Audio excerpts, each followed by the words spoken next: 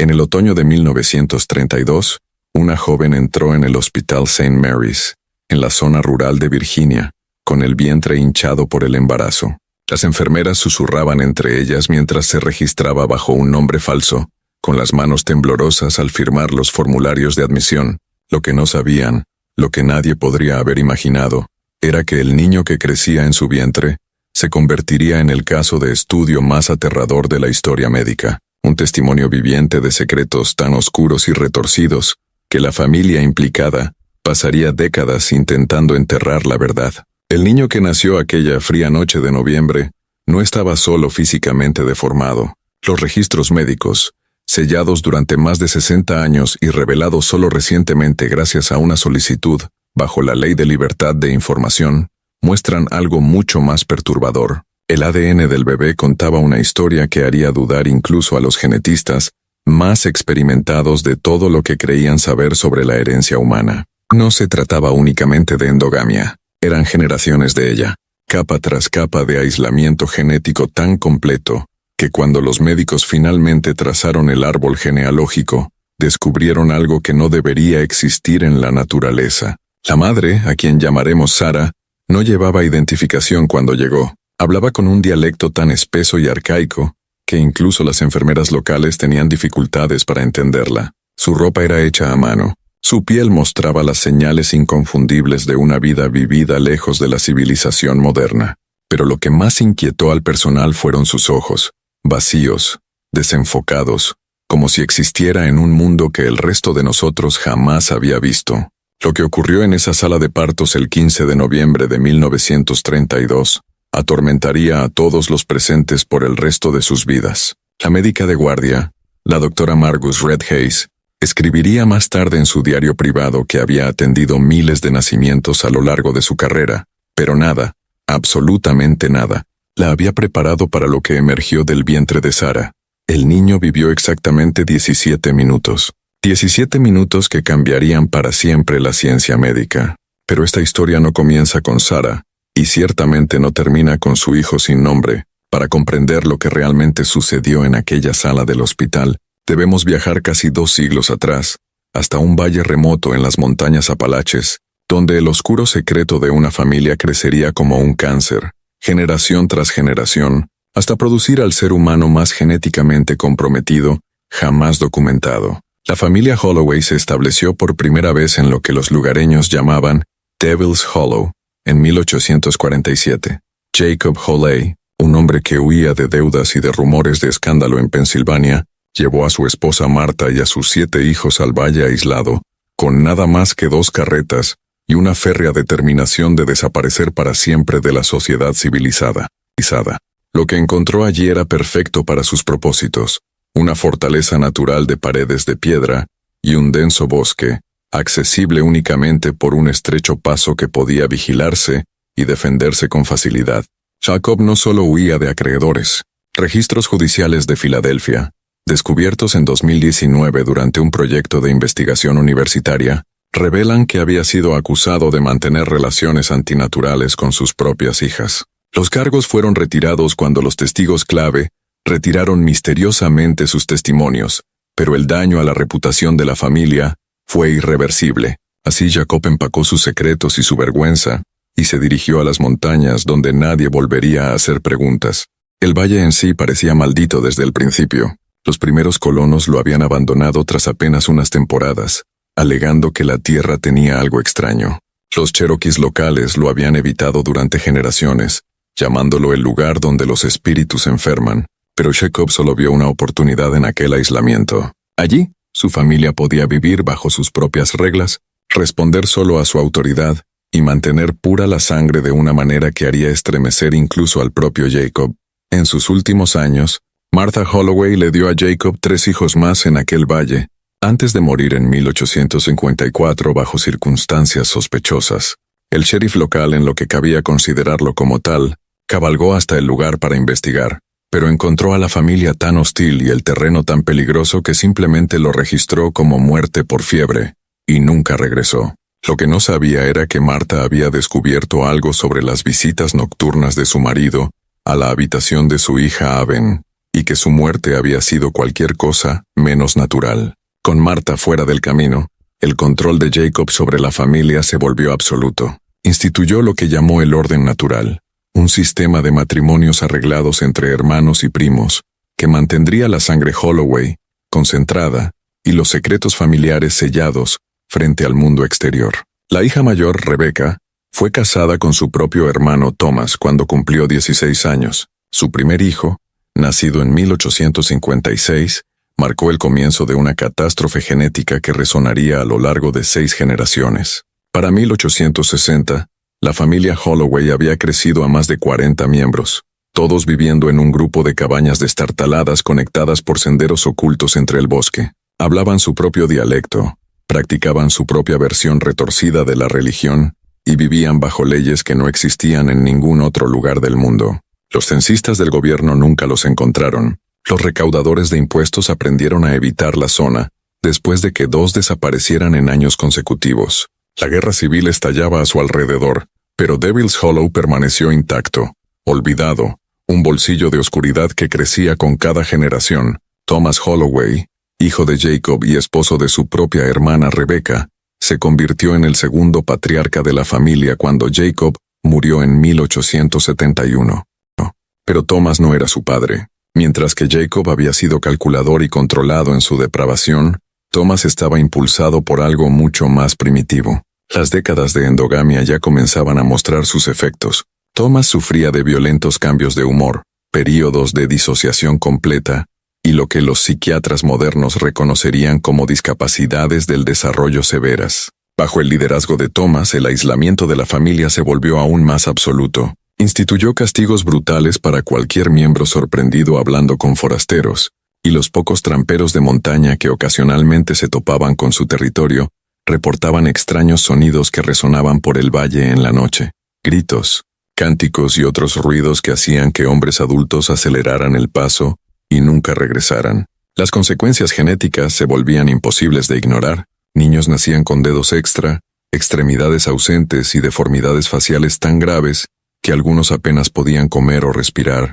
Pero en lugar de verlo como una advertencia, Thomas interpretó las mutaciones como señales de favor divino, pruebas de que la familia se estaba convirtiendo en algo más allá de lo humano, escogida para un destino especial que requería una pureza genética absoluta.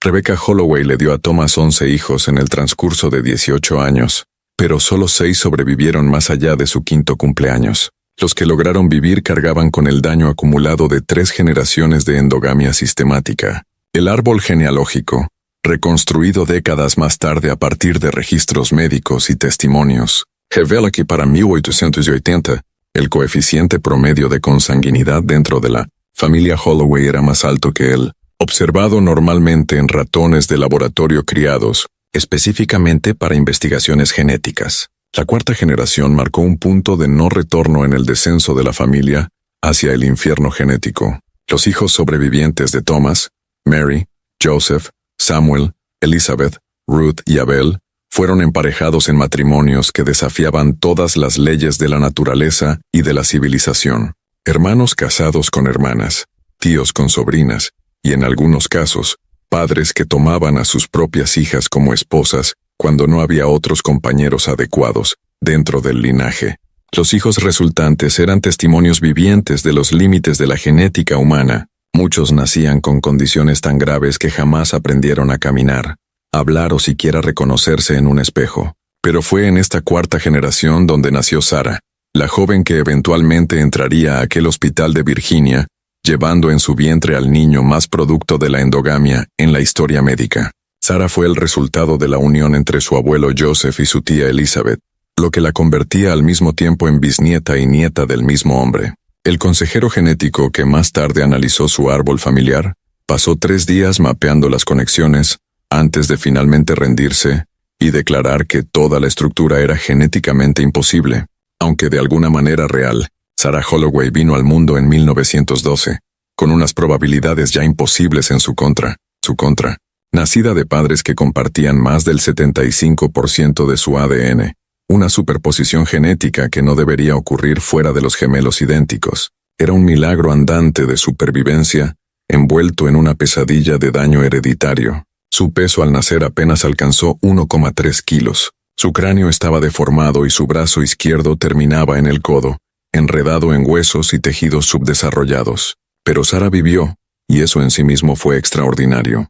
De los 12 hijos que tuvieron sus padres en el transcurso de 15 años, solo 3 sobrevivieron más allá de la infancia, y Sara fue la única capaz de mostrar algo parecido a una función cognitiva normal. Aprendió a caminar a los 4 años, pronunció sus primeras palabras a los 6, y cuando llegó a la adolescencia, se había convertido en una especie de prodigio, dentro de los confines retorcidos de Devil's Hollow, una joven que podía leer los pocos libros mohosos que poseía la familia, e incluso escribir cartas simples con una letra apretada e inestable. El patriarca de la familia en tiempos de Sara era su tío abuelo Abel, un hombre cuyo propio daño genético lo había dejado con casi 2 metros de altura, pero con la capacidad mental de un niño. Abel gobernaba a través del miedo y la superstición, predicando un evangelio distorsionado que proclamaba las deformidades de la familia como estigmas sagrados, señales de la atención especial de Dios, que eventualmente los transformaría en ángeles sobre la tierra. Bajo su liderazgo, las prácticas religiosas de la familia se habían degradado en algo que habría horrorizado incluso a sus ancestros. Rituales que involucraban sangre, huesos y actos que los profesionales médicos aún se niegan a describir en detalle. Cuando Sara cumplió 18 años en 1930, Abel eligió a su esposo siguiendo el método tradicional de la familia, sorteando su destino entre sus parientes varones. El ganador fue su propio tío Marcus, un hombre 43 años mayor que ella, que ya había engendrado 6 hijos gravemente discapacitados con 2 de sus sobrinas. Marcus era él mismo el producto de 3 generaciones de matrimonios entre hermanos, y su perfil genético parecía un catálogo de todo lo que podía salir mal en el ADN humano. La ceremonia de bodas, oficiada por el propio Abel en la improvisada capilla familiar, fue presenciada por 37 miembros, la mayoría de los cuales mostraban signos visibles de la catástrofe genética que había consumido su linaje. Fotografías de ese día, descubiertas en un baúl enterrado detrás del cementerio familiar, muestran rostros que parecen casi alienígenas en su deformidad, ojos colocados en ángulos imposibles, extremidades torcidas en posiciones antinaturales y expresiones de confusión vacía que sugieren mentes luchando por procesar una realidad que sus cerebros dañados nunca podrían comprender del todo. El primer embarazo de Sara llegó pronto, pero terminó en un aborto espontáneo a los 6 meses, cuando se descubrió que el feto se había desarrollado sin un tronco encefálico funcional. Su segundo embarazo duró solo 4 meses antes de que su cuerpo abortara espontáneamente a un niño, que los registros médicos describen únicamente como incompatible con la vida. Pero su tercer embarazo, el que la llevaría a aquel hospital de Virginia, fue diferente. Este niño no solo sobrevivió hasta el término completo, sino que parecía desarrollarse con normalidad, al menos según los rudimentarios exámenes realizados por la partera autoproclamada de la familia, Delilah, hermana de Marcus, que había aprendido su oficio asistiendo los nacimientos dañados de Devil's Hollow durante más de 3 décadas. Para octubre de 1932, algo dentro de Sara había cambiado. Tal vez fue el instinto maternal, o tal vez el primer destello de cordura abriéndose paso entre 6 generaciones de niebla genética.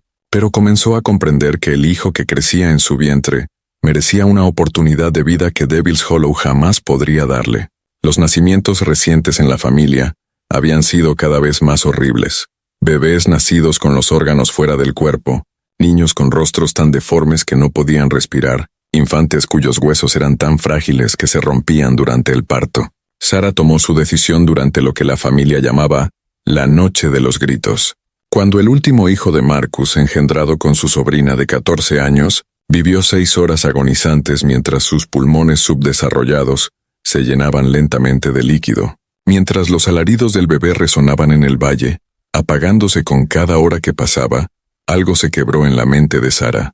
No permitiría que su hijo se convirtiera en otra víctima del legado retorcido de la familia. Su plan de escape era simple pero desesperado. Durante la luna nueva, a finales de octubre, cuando el valle estaba más oscuro y el patriarca Abel se encontraba sumido en uno de sus trances religiosos, Sara se escabulló del recinto con nada más que la ropa puesta y $17 que había robado del escondite de Marcus. Nunca en su vida había estado a más de 8 kilómetros de Devil's Hollow, pero la desesperación le dio un valor que 20 años de condicionamiento jamás le habían permitido. El viaje casi la mata.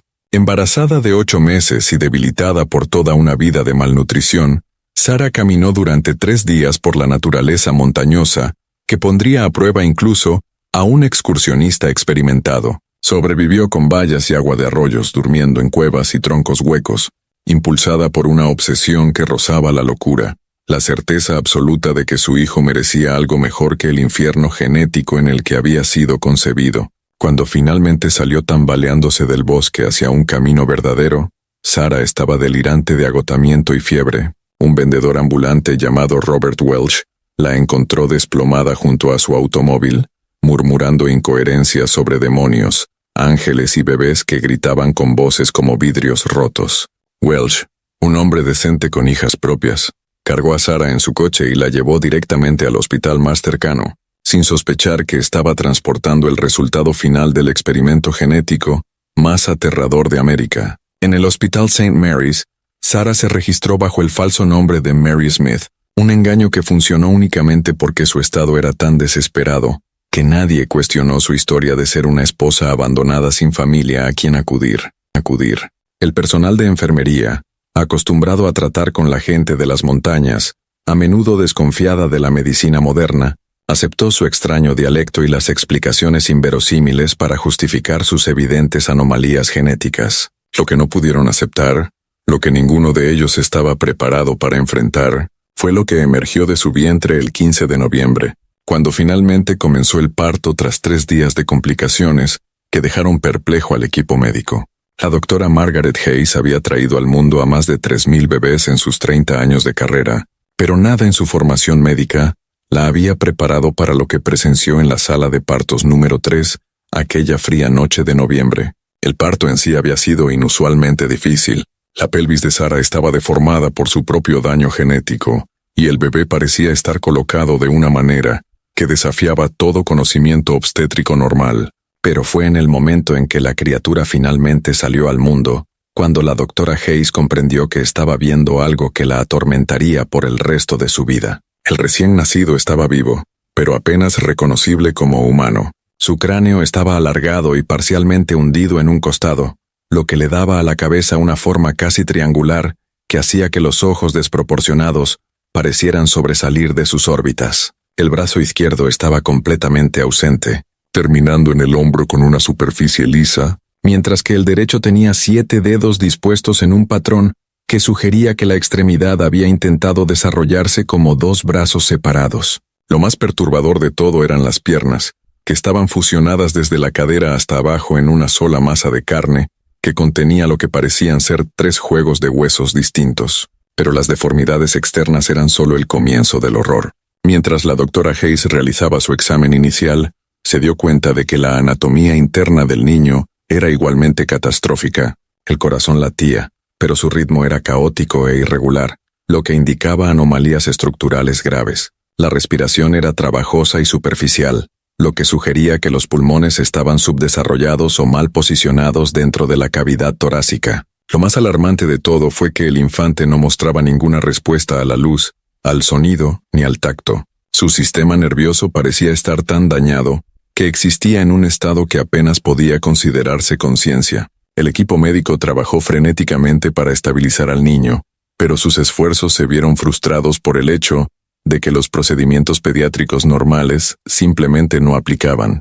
Los métodos estándar de suministro de oxígeno eran inútiles debido a la estructura facial mal formada. La inserción de vías intravenosas era casi imposible por la ausencia de venas en posiciones normales. Incluso las mediciones más básicas resultaban un desafío. ¿Cómo se pesa a un niño cuyo cuerpo parece existir en dimensiones que no se ajustan a la anatomía humana estándar?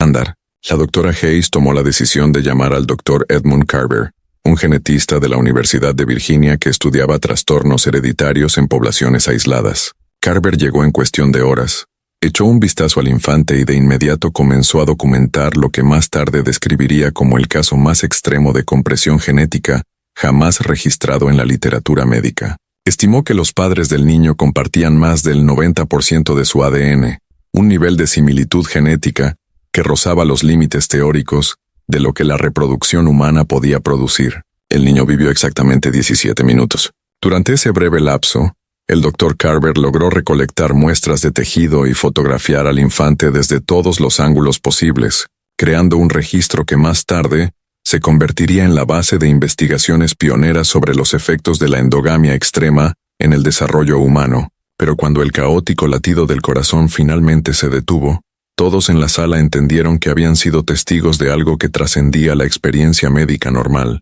Habían visto la consecuencia última de los impulsos más oscuros de la humanidad hecha carne. Sara, sedada y exhausta por el traumático parto, solo fue informada de que su bebé había nacido con graves complicaciones y no había sobrevivido. Aceptó la noticia con una extraña calma que inquietó al personal de enfermería, como si una parte de ella siempre hubiera sabido que su hijo estaba condenado desde el momento mismo de la concepción. La investigación del Dr. Carver sobre el caso de la familia Holloway se extendería a lo largo de los siguientes 40 años de su carrera, pero se trató de una investigación realizada en el más absoluto secreto. Los datos genéticos que había recolectado eran tan perturbadores, tan alejados de los límites de la variación humana normal, que temía que su publicación fuera desestimada como una invención o, peor aún, utilizada para justificar las políticas eugenésicas que ganaban popularidad en la América de los años 30. En su lugar, guardó sus hallazgos en una bóveda privada compartiéndolos solo con un puñado de colegas de confianza que juraron guardar silencio. Sara desapareció del hospital 3 días después de dar a luz, dejando únicamente una nota escrita con su apretada caligrafía. La obra del diablo está hecha. Me voy a hacer las paces con Dios. El personal del hospital asumió que había regresado a la comunidad montañesa de donde provenía, pero la verdad fue mucho más trágica. El cuerpo de Sara fue hallado 2 semanas más tarde en el fondo de un barranco, a 80 kilómetros del hospital. Su muerte fue declarada un suicidio por las autoridades locales, que nunca la vincularon con el misterioso caso de St. Mary's. La historia de la familia Holloway podría haber terminado allí, enterrada junto con Sara en una tumba sin nombre, de no ser por una serie de coincidencias que comenzarían a desarrollarse en la década de 1970.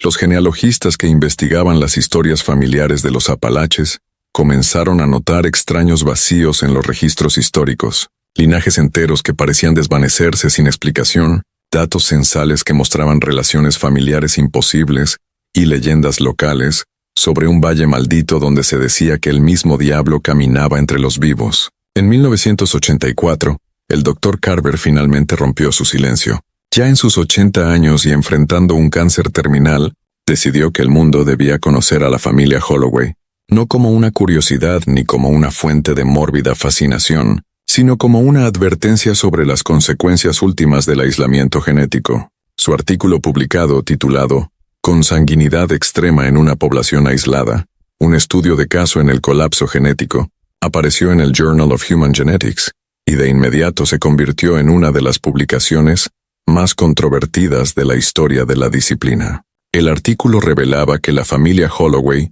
representaba algo sin precedentes en la literatura médica, un cuello de botella genético tan severo que, en esencia, había creado una nueva categoría de ser humano, tan alejada de la genética normal que la reproducción con personas externas habría sido prácticamente imposible, incluso si la familia lo hubiera deseado.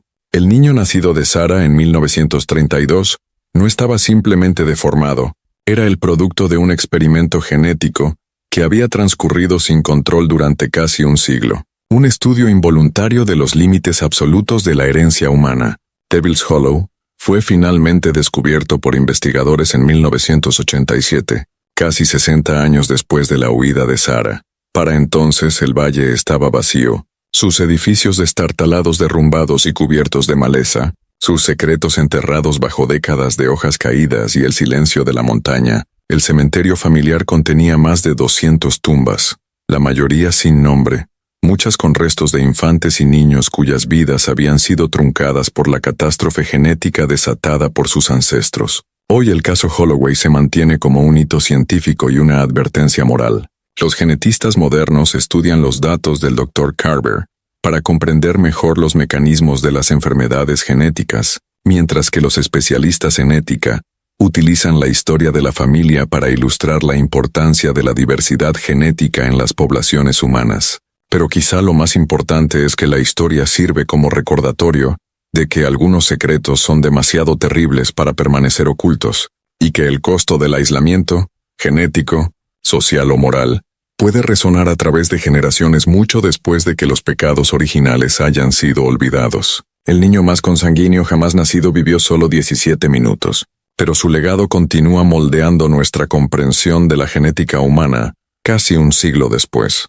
En esos breves instantes de vida, aquel infante sin nombre cargó en sus células dañadas el peso acumulado de 6 generaciones de secretos familiares, un testimonio viviente de los rincones más oscuros de la naturaleza humana y del terrible precio de mantener ciertas verdades enterradas en las sombras.